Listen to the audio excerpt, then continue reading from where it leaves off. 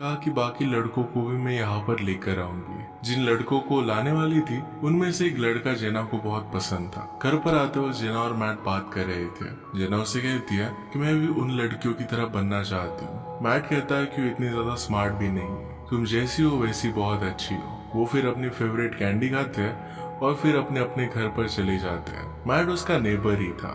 जेना ready हो गई तभी उसके बर्थडे के लिए विश करने के लिए उसके पेरेंट्स उसके रूम में आ जाते हैं। वो उन्हें देखकर रोने लग जाती है क्योंकि उसे लग रहा था कि वो ब्यूटीफुल नहीं है। मदर कहती है कि तुम्हें ऐसा क्यों लगता है कि तुम ब्यूटीफुल नहीं हो।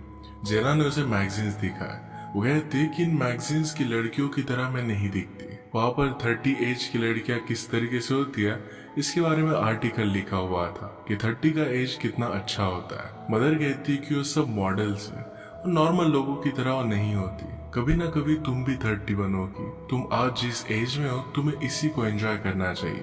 जेना जाकर बर्थडे पार्टी के लिए सब कुछ रेडी करने लग गई। थोड़ी देर में वहां पर मैट आता है। वो उसके लिए गिफ्ट लेकर आया था। उसे कहता है कि मुझे पता है कि हमेशा से तुम एक डॉल हाउस चाहती थी, तो मैंने तुम्हारे लिए खुद का डॉल हाउस क्रिएट किया है। जेना ये देखती है तो ये बहुत ही ब्यूटीफुल था।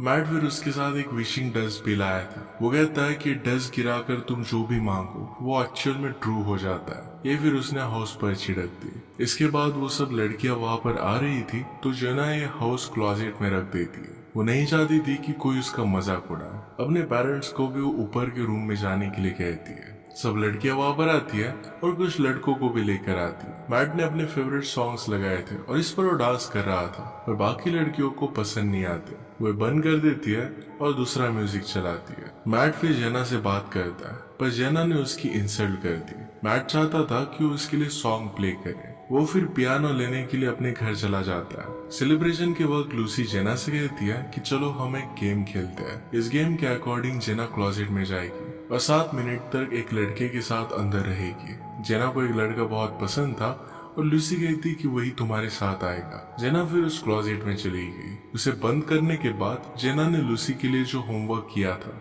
इस सब कुछ वो लेकर सब लोगों को वहां से चली जाती है। जाते हुए वहां पर उसे मैट दिखता है तो मैट को कहता है कि लूसी तुम्हारा क्लोजेट में वेट कर रही है। मैट अंदर जाता है और जेना को किस करने वाला था पर जेना कोई और लड़के का नाम लेती है। जेना को जब पता चलता है कि यहाँ पर हुआ क्या तो इस बात से वो बहुत ज्यादा डिस्टर्ब हो जाती है। उसने मैट को बाहर निकालकर क्लोजेट बंद कर लिया। वो कहती कि मैं सब कुछ चीजों को हेट करती हूँ। मैं चाहती हूँ कि डायरेक्टली 30 इयर्स एज की बन जाओ और बहुत ही रिच हो जाओ। जब वो बोल रही थी तो डॉल हाउस के ऊपर की डस्ट ये उस पर गिर जाती है और एक्चुअल में अब ये रियलिटी बन गई थी। वो जब अगले दिन उठी तो 30 इयर्स की थी। उसे तो पहले बात समझ में नहीं आती।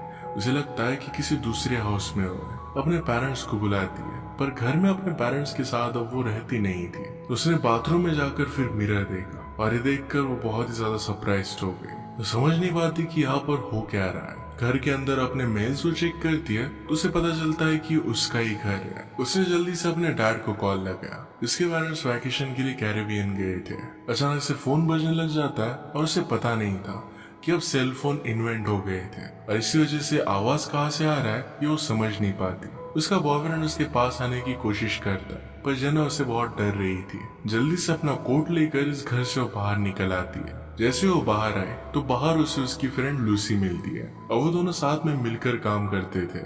जेना बहुत ही कंफ्यूज थी कि यहाँ पर हो क्या रहा है। लूसी से कहती है कि हम बहुत ही लेट हो चुके हैं, जल्दी से कैब में आ जाओ। जेना के पीछे उसका बॉयफ्रेंड भी उसे पुकार रहा था तो जेना डर कर जल्दी से लूसी के साथ कार में बैठ जाती है। जेना बिलीव नहीं कर पाती कि लूसी एक्चुअल में उसकी बेस्ट फ्रेंड है। जेना की बातें सुनकर लूसी को लग रहा था कि जेना शायद कल रात से हैंगओवर है और इसी वजह से इस तरीके की बातें कर रही है। उनकी आज एक बहुत ही इंपॉर्टेंट मीटिंग थी। उनकी बातों से जेना को पता चलता है कि जिस मैगजीन के बारे में वो बचपन में पढ़ा करती थी आज उसी मैगजीन में वो काम करती है। वहाँ पर उसकी अच्छा जॉब है। लूसी से कहती है कि कल के हैंगओवर के बारे में भूल जाओ और आज एक बहुत ही अच्छे से परफॉर्म करना। जेना की एक पर्सनल सेक्रेटरी भी थी तो अपनी सेक्रेटरी को जेना ने कहा कि एक लड़की का मैं तुम्हें नाम बताती हूँ, उसके बारे में पता करो। जेना ज्यादा लोगों को जानती नहीं थी और इसी वजह से मैट को ढूंढकर उससे वो बात करना चाहती थी।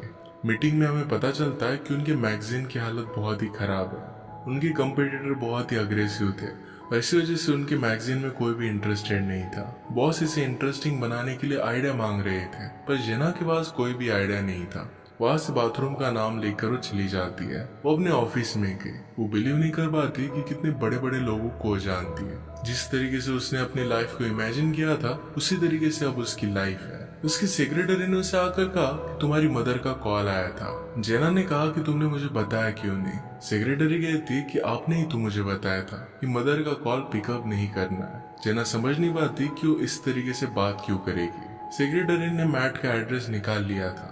जल्दी से वो मैट के घर पर आ गई। मैट समझ नहीं पाता कि डोर पर है कौन। जेना जैसे ही मैट को देखती तो बहुत ही सरप्राइज थी, क्योंकि मैट की हाइट वगैरह सब कुछ बदल गया था। वो बहुत ही डिफरेंट लग रहा था। मैट उसे देखकर कंफ्यूज हो जाता है, पर थोड़ी देर के बाद समझ जाता है कि ये जेना है। मैट अब एक बहुत ही फेमस और अच्छा फोटोग्राफर बन चुका था। जेना उसके साथ जो भी हो रहा था इस सब के बारे में मैट को बताती है। उसे कहती कि कल मैं 13 इयर्स की थी और अब डायरेक्टली 30 इयर्स की हो चुकी हूँ। मेरे लाइफ के बारे में मुझे कुछ भी याद नहीं है, प्लीज मुझे हेल्प करो। मैट कहता है कि मैं तुम्हारी कैसे हेल्प कर सकता हूँ, मैं तो तुम्हें अब ज्यादा जानता भी नहीं हूँ, हम बहुत सालों से अब फ्रेंड्स नहीं है। जेना इस बात से शॉक थी। पहले तो उसकी बेस्ट फ्रेंड हुआ करती थी।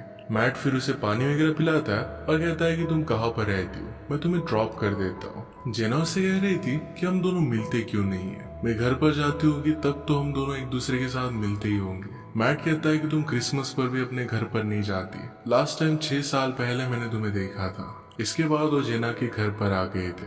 उसके घर में सब कुछ फिगर आउट करने का ट्राई करते हैं। उन्होंने हाई स्कूल की ईयर बुक की फोटोज देखी। इसमें से जेना को पता चलता है पॉपुलर लड़कियों के साथ फिर वो रहने लग गई थी। जिस लड़के को डेट करना चाहती थी उस लड़के को उसने डेट किया था। वो प्रॉम क्वीन भी बनी थी। उसे जो भी चाहिए था ये सब कुछ मिल चुका था। उसे अपने ऑफिस से कॉल आता है। आज रात एक पार्टी होने वाली थी और इसके लिए एक बहुत ही अच्छी कार वो उसे सेंड कर रहे थे। जेना ये सुनकर बहुत एक्साइटेड हो जाती है। वो बहुत ही खुश थी और ये देखकर मैट कहता है कि अब मैं यहाँ से जा रहा हूँ। जेना कहती है कि तुम्हें मेरे साथ पार्टी में आना चाहिए। मैट कहता है कि मुझे जरा काम है और इसके बाद वहां से वो जा रहा था। बचपन में हमेशा एक अलग तरीके से एक दूसरे को बाय कहते थे, उसी तरीके से वो आज भी कहते हैं। इसके बाद जेना रेडी होती है। उसके पास बहुत सारे वैरायटी के कपड़े थे। वो एक अच्छा सा मेकओवर करती है। लिफ्ट में वो नेबर लड़की से मिलती है। जेना से बात कर रही थी तो लड़की कहती कि तुम मेरे साथ बात क्यों कर रही हो। जेना कहती कि तुम तो मेरी नेबर हो, मैं तो तुमसे बात करती होंगी। लड़की कहती कि तुम मेरे साथ कभी भी बात नहीं करती, सिर्फ मुझे इग्नोर करती हो। इसके बाद वो लड़की उसे कॉम्प्लीमेंट करती है और दोनों अच्छी तरीके से बात करने लग गई। जेना उसे अपने घर पर इनवाइट भी करती है। रात में जेना फिर पार्टी में आती है। अब वो एडल्ट है तो उसे ड्रिंक करना अलाउड है, तो बहुत सारा ड्रिंक कर लेती है। जेना और लूसी को उनकी कंपटीटर भी मिलती है। वो उसकी बेइज्जती कर देते हैं। पार्टी में उनके बॉस बहुत ही वरीड थे, क्योंकि स्लोली लोग यहाँ से जा रहे थे। ये पार्टी उनके लिए बहुत ही ज्यादा इम्पोर्टेंट थी, क्योंकि ऑलरेडी लोग उनके मैगजीन को बहुत ही बोरिंग समझ रहे थे। अगर ये पार्टी भी बोरिंग हो जाती है तो उनके लिए बहुत ही हार्ड हो जाएगा। अपनी रेपुटेशन को फिर से सेव नहीं कर पाएंगे। जेना कहती कि यहाँ पर म्यूजिक बहुत बोरिंग चल रहा है और इसी वजह से लोग एंजॉय नहीं कर रहे। वो अपने बचपन का फेवरेट सॉन्ग लगाती है। जेना ने मैट को इनवाइट किया था तो मैट वहां पर आ जाता है। जेना अकेले ही डांस करने का ट्राई कर रही थी पर वो मैट को भी बुला लेती है। इसके बाद दोनों मिलकर डांस करने लगते हैं। उनका डांस बहुत ही अच्छा था तो स्लोली सब लोग उन्हें ज्वाइन कर लेते हैं। अब इसके बाद हम देखते हैं कि जेना अपनी लाइफ को बहुत ही अच्छी तरीके से एंजॉय करती है। एक रात वो लूसी के साथ बाहर आई थी। लूसी उसे कहती है कि वो लड़का तुम्हारी तरफ देख रहा है, शायद तुम उसे अच्छी लगी हो, तुम्हें जाकर उससे बात करनी चाहिए। लूसी उसे ग्रोन एडल्ट के बारे में बात कर रही थी, पर जेना एक छोटे से लड़के के पास जाती है। जेना कम्प्लीटली भूल चुकी थी कि अब वो 30 इयर्स की है। जल्दी से लूसी उसे वहां से लेकर जाती है। बाहर हम देखते हैं कि जेना को मैट दिखता है। इतने सालों बाद मिलने के बाद भी लूसी मैट का मजाक उड़ाती है। जेना और मैट बात कर रहे थे तभी मैट की गर्लफ्रेंड वहां पर आई। थोड़े ही दिनों में एक दूसरे के साथ वो शादी करने वाले थे। वहां पर जेना का बॉयफ्रेंड भी आ जाता है। बॉयफ्रेंड भी एक बहुत ही अच्छा सेलिब्रिटी था। मैट के वहां से जाने के बाद बॉयफ्रेंड कह रहा था कि तुम्हें मेरे साथ घर पर चलना चाहिए। जेना इसके बारे में लूसी से बात करती है कि क्या मुझे इसके साथ घर पर जाना चाहिए। लूसी कहती कि उसके साथ जाकर एंजॉय करो। जेना को लग रहा था कि उसके साथ घर पर जाकर उसके साथ गेम्स खेलेगी। बॉयफ्रेंड उसके साथ इंटीमेट होने का ट्राई करता है जेना को बहुत ही अनकंफर्टेबल लगा और वहां से वो निकल आती है। अगले दिन मीटिंग में जेना के बॉस सब लोग कह रहे थे कि हमारी मैगजीन बहुत बड़े ट्रबल में है, हमें नेक्स्ट 2 वीक्स में कुछ ना कुछ बड़ा करना होगा, अगर नहीं किया तो ये मैगजीन बंद पड़ सकती है। ये टास्क लेने के लिए कोई भी आगे नहीं बढ़ना चाहता था। जेना इसके लिए स्टेप अप करती है, कहती है कि हम पूरी मैगजीन को रिडिजाइन कर सकते हैं। मीटिंग के बाद सेक्रेटरी जेना को उसके मैसेजेस दे रही थी। हमें पता चलता है कि जिस तरीके से जेना लोगों को ट्रीट करती है उस वजह से सब लोग उसे हेट करते हैं। उसने उसके एक एम्प्लॉय का आइडिया भी चुराया था। थोड़ी देर में वहां पर काम एम्प्लॉय का हस्बैंड वहां पर आता है। वो आते ही जेना को किस करता है। जेना को रियलाइज हुआ कि उस आदमी के साथ उसका अफेयर चल रहा था। वो आदमी फिर से उसके पास आने की कोशिश करता है तो जेना उसे किक कर कर वहां से चली जाती है। जब वो लूसी के ऑफिस से गुजर रही थी तो उसे पता चलता है कि लूसी उसके खिलाफ प्लानिंग कर रही है। वो 2 वीक बाद जेना के अगेंस्ट एक प्रेजेंटेशन करने वाली थी। इस बात से जेना को बहुत बुरा लगता है। रात में जेना मैट के पास आई। वो दोनों वॉक के लिए जाते हैं। मैट से कहती है कि मैं बिलीव नहीं कर पा रही कि तुम शादी कर रहे हो। क्या तुम उसके साथ प्यार में हो? क्या उसे देखकर तुम्हारे स्टमक में बटरफ्लाईज आते हैं? मैट कहता है कि वो सब चीजें अब मुझे नहीं होती।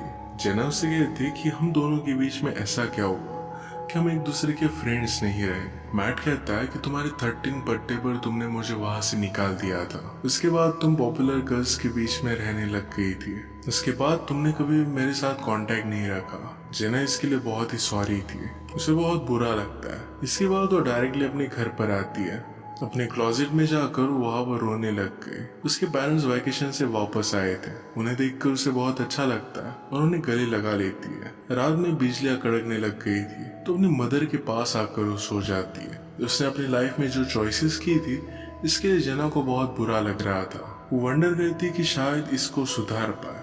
वो अपनी मदर से बात करती है। उनसे पूछती है कि अगर आपकी चॉइसेस को आप बदल पाओ तो आप क्या करोगी। मदर कहती कि मैं कोई भी चॉइस को चेंज नहीं करूंगी क्योंकि हर एक मिस्टेक के बाद मैं कुछ सीख पाई थी। जेना समझ जाती है कि अगर उससे गलतियां हुई होगी तो फिर भी इसको सॉल्व कर सकती है, इसको सुधार सकती है। वो फिर सिटी में आकर मैट से बात करती है। कहती है कि हम मैगजीन को रिडिजाइन कर रहे हैं और मेरी मैगजीन तुम्हें एज अ फोटोग्राफर हायर करना चाहती है। वो दोनों मिलकर फिर एक कंसेप्ट पर काम करते हैं, एक दूसरे के साथ अच्छा टाइम स्पेंड करते हैं और बहुत अच्छी से पिक्चर्स लेते हैं। रात में काम करते वक्त अचानक से जेना को याद आता है कि बचपन में वो जो कैंडी खाया करते थे उन्होंने अभी तक खाई नहीं है। वो फिर जाकर वो लेकर आते हैं। साथ में फिर वो वॉक कर रहे थे।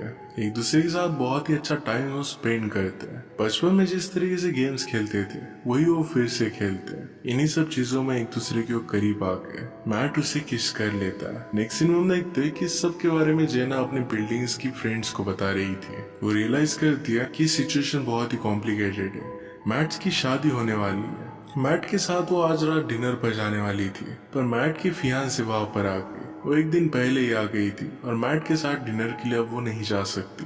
आज प्रेजेंटेशन का दिन था। वहां पर लूसी जो अपना प्रेजेंटेशन देती है वो बाकी मैगजीन्स की तरह ही था। ये किसी को भी उतना ज्यादा पसंद नहीं आता। इसमें न्यूनेस कुछ भी नहीं था। इसके बाद जेना जब अपना प्रेजेंटेशन देती है तो कहती है कि मैगजीन में रियल पीपल को हमें यूज करना चाहिए। नॉर्मल पीपल जो देखना चाहते हैं हमें उन्हें वही दिखाना चाहिए। सेलिब्रिटीज वगैरह सारी चीजें हमने ट्राई कर कर देखी है, अब हमें एक्चुअल ब्यूटी को दिखाना चाहिए। ये आइडिया सब लोगों को बहुत पसंद आता है। इसमें मैट के फोटोज भी बहुत ही अच्छे थे। सब लोग उसे कॉन्ग्रेचुलेट करते हैं। लूसी को इस बात से बहुत जेलस फील होता है। लूसी डायरेक्टली जेना के ऑफिस में चली जाती है। वहां पर उसके सारे आइडिया वो चेक कर रही थी और उसे पता चलता है कि लूसी को दूसरी मैगजीन से ऑफर आया हुआ है। ये लेटर्स वो अपने लिए रख लेती है। जब मैट अपना चेक लेने के लिए ऑफिस में आया तो लूसी को देखता है। लूसी कहती है कि जेना को तुम्हारे डिजाइन पसंद नहीं आया और इसी वजह से रिप्लेस कर रही है। हम तुम्हें फिर भी पे करना चाहते हैं। तुम्हारे पिक्चर्स को हम कभी ना कभी यूज कर लेंगे। उससे कॉन्ट्रैक्ट साइन करवाती है और इसके बाद मैट वहां से चला जाता है। आज रात डिनर के लिए लूसी रेडी होकर मैट के घर पर आई। वहां पर उसे मैट की फियांसे मिली और उसे वहां से पता चलता है कि वो अगले दिन ही शादी करने वाले थे। जेना अपने ऑफिस में वापस आती है तो उसके बॉस उसके पास आए। उसे कहते हैं कि लूसी ने दूसरे मैगजीन में जॉब कर लिया है। मैट के सारे फोटोज भी अपने साथ वो लेकर चली गई। जेना फिर डायरेक्टली लूसी को कन्फ्रंट करने के लिए जाती है। कहती कि तुमने ये सब किया क्यों? लूसी कहती कि अगर मैं नहीं करती तो तुम्हें जॉब छोड़ने वाली थी। इसके बाद वो वहां से चली गई। आज मैट की वेडिंग थी तो जल्दी से वहां पर वो पहुंचना चाहती थी। वो जिस कैब में बैठती है तो कैब ड्राइवर वही लड़का था जो हाई स्कूल में उसे पसंद था। वो जल्दी से कैब से उतर कर मैट के पास पहुंच जाती है। उसे कहती है कि लूसी ने तुमसे जो भी किया वो गलत था, मैंने तुम्हें धोखा नहीं दिया। उसे कहती कि मैंने तुम्हें बहुत बुरी तरीके से ट्रीट किया है, पर प्लीज मुझे और एक चांस दो। जेना चाहती थी कि मैट आज शादी ना करे। मैट कहता है कि इतने सालों तक तुमने मुझे अच्छी तरीके से ट्रीट नहीं किया, तुम टाइम को इस तरीके से बैकवर्ड नहीं कर सकती। ये डॉल हाउस मैट ने अभी तक उसके पास संभाल कर रखा था, ये वो जेना को दे देता है। मैट कहता है कि मैंने हमेशा तुमसे प्यार किया है, पर फिर भी किसी